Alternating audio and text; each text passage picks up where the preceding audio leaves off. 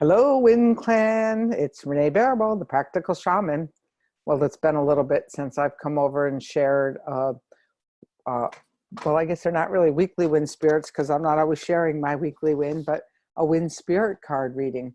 And today I reached into the wind sack and I pulled out Yel Ana. Can you see it? The Turkish wind of guidance. And it's about pause, reflect, and accept. And then I pulled it out for the West, which is about physical harvest and endings. And for me, this is really relative because I've just spent, wow, the fastest week up on my island writing retreat. And I'm like I paused, I sort of reflected, and I didn't pause quite enough. And the week is coming to an end soon. And it's just never long enough here when you get in this timeless, out of time space. So Yel Ana, let's talk about Yel Ana, and we'll call her in. Some of the reasons that I've been absent is that I just finished a 7-week shift network course on Become a Wind Alchemist, and people had really transformative experiences. And because of the 2-week holiday in the middle, it was actually a 9-week program that over, I don't know, 175 people were involved with. It was really great. And if you missed it and want to join us in a new program, April 2nd, I'll be starting a Windwork Basic Spring program, which will have some really basic stuff. And also we go deep because that's just how the wind works. So Yel Ana is the Turkish Yoruk wind goddess of guidance. And when the sands are shifting, invoke the wind mother to provide patience necessary to wait out the brewing storms.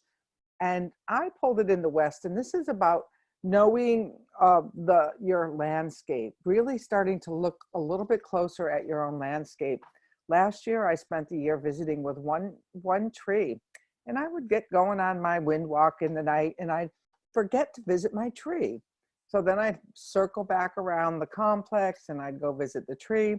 You know, you think if there was just one relationship that I had to have with this tree, you know, how would it be that I could overlook the lessons it was going to give me on any given night? And there were so many different lessons about holding me. And then when it got clipped down, you know, in the early spring, I'm there like, you know, this tree's shivering, or it was me who was shivering. And really having this experience of being held by a tree for a year was really quite a significant experience. Thanks, Sandra, for that idea. So the wind goddess Yel Ana asked you to organize, nurture, and protect the physical space inside your home. Like the nomads who created wind blocks with their tents, Yel Ana suggests that it's time to create a safe and secure environment, which is essential for your well-being as well as that of your loved ones. Wow, that's interesting because, you know, as we're coming back into the light, I think daylight savings times in a month or something like that. I don't know the exact date. And, you know, the spring equinox is coming up, and I will have a spring equinox gathering. Watch on the Wind Clan wall for that. And so what do you need to nourish? What do you need to pause and reflect and accept? Maybe you wanted to move this year and it's not the time for you to move. So how do you make your current situation so that you can accept it, be accepting? Not, and accepting doesn't mean, you know, to do it with resentment or, you know, some kind of if, but that, you know, if then, you know, or other, I like to call them that if not now, another thing is going to come. Well, no, how am I happiest? I have to tell you, when I walk around my complex at night doing my wind walk, I think to myself, I have the best home.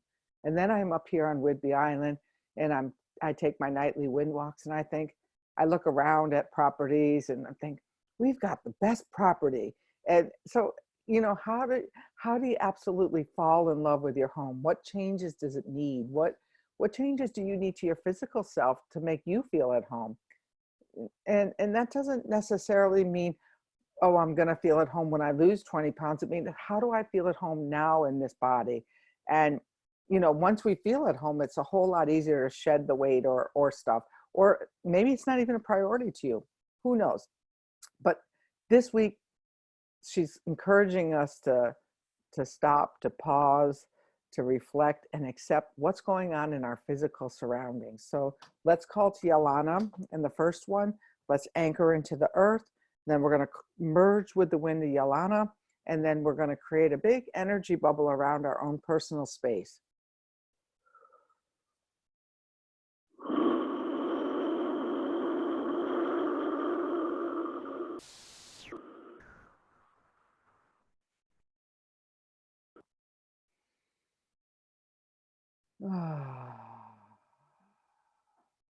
And call to Yel Ana. Merge with that energy of patience, of wisdom. See this wind that moves through the desert storm and has people hunker down and wait out the shifting sands.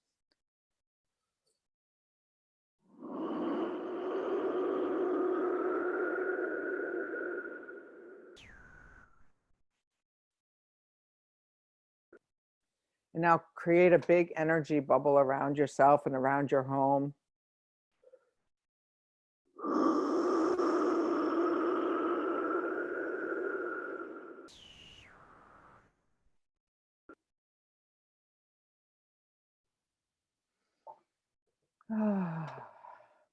So these wind spirit lessons come from the book Winds of Spirit.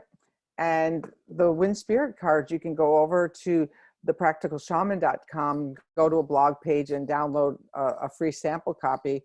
Or if you really get excited, you can, order a Wind Whistler's Toolkit and your wind spirit cards. And I really recommend this book. A lot of people say they get it on Kindle first and then they have to buy the hard copy anyway. Or some people like it on Kindle and the hard copy so that they can take it with them. All right. Well, so signing off, and look forward to the spring equinox gathering. The Shaman's Cave has moved to Wednesday. Now it's bi-weekly, every other week.